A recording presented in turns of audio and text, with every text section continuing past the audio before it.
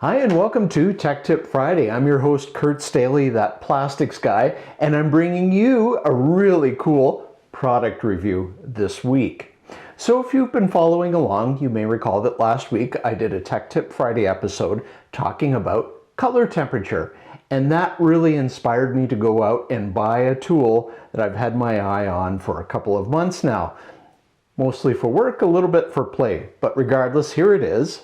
This is the Milwaukee M12 model 2127-20 color match light. How apropos a color match light when we were talking about color temperature.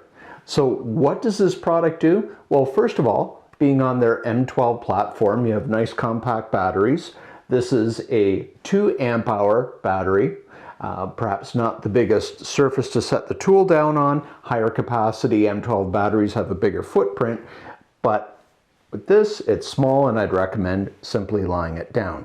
So having said that, this tool has color temperature selectable lighting.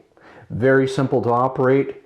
Take it over here so you can see we've got a power button, self-explanatory, a mode button, which allows you to toggle through 3 different levels of light intensity, and the party trick, color temperature selectable lighting, starting at 2700 Kelvin. So that gives you your basic tungsten sort of light, then moving to 3500 Kelvin, 4500 Kelvin, 5500 Kelvin, and finally 6500 Kelvin. And if you recall from last week, D65, so daylight 6500 Kelvin, assuming replicating the sun at high noon, that is the color standard matching, light source matching standard.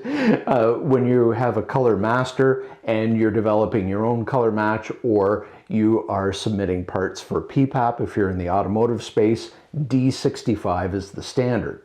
So where do I think this tool has its place? Well, if you are on the shop floor in a quality capacity, or perhaps a shift supervisor, that type of thing, and you have to do a check on color as part of your first off sign off when you're getting into a production run, this could be very handy for a quick inspection, especially if your plant has, as we talk about in photography, mired lighting or mixed lighting. You could have a plant situation where you've got outdoor lighting if there's glass, and depending on the time of day, you're going to get warmer or cooler lighting, so that's a variable. Your overhead lighting, like the ceiling mounted lighting, if it's fluorescents, which are about 8000 Kelvin, or even the LED equivalent to that bulb size, which could be a different color temperature, that's one source, or sodium ion, that's a different kind of light again. I think it's slightly warmer than fluorescent. Please don't quote me on that. I'm not an expert in that kind of light. And then, of course, you've got your task lighting, and that could be a very bright LED. It could be, or maybe it's not. Maybe it is an old school fluorescent. I hope not, but you get my point. There could be a number of different lighting sources conflicting and not giving you accurate lighting. So with this tool, you could project a pretty strong intensity beam on the part you're looking at, blocking out other lighting sources, and you'll get an idea if you're on the right path. If it's still questionable, take the part and your color master back to your calibrated booth and do a quick check. So this is not designed to replace your calibrated booth. This is designed for spot checks, troubleshooting, initial color match requests from a customer. I think it's great. It weighs maybe a couple of pounds, maybe a little bit less, and easy enough to take with you. So let me show you how this works. So first of all, we'll just start with turning the unit on, and we'll go through the different modes or intensities of the light.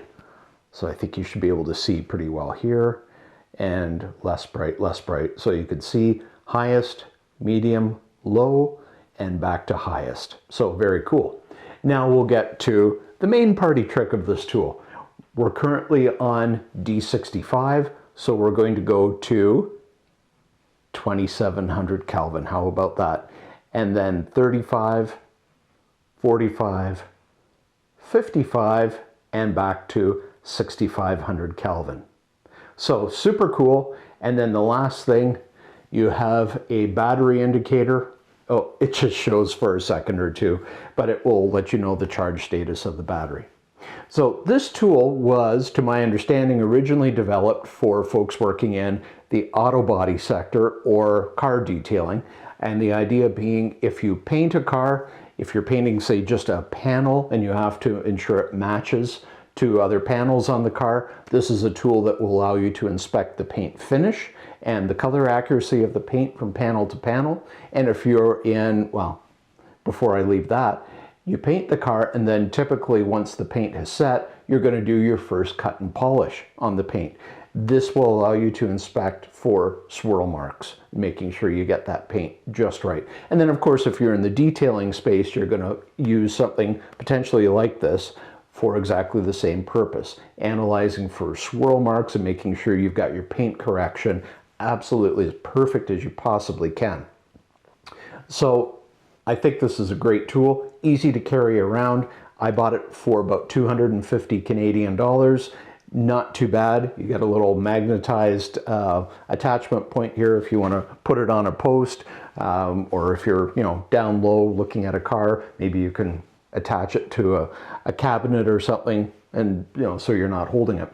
One YouTube reviewer that I watched mentioned he would even consider using this as a light for filming his podcast, essentially, if he's using a cell phone or a GoPro, because he can control for color temperature. So that's something else, and certainly something I'll try, because I have another channel where I talk about all things automotive in the cars I work on. So we'll try it for that too.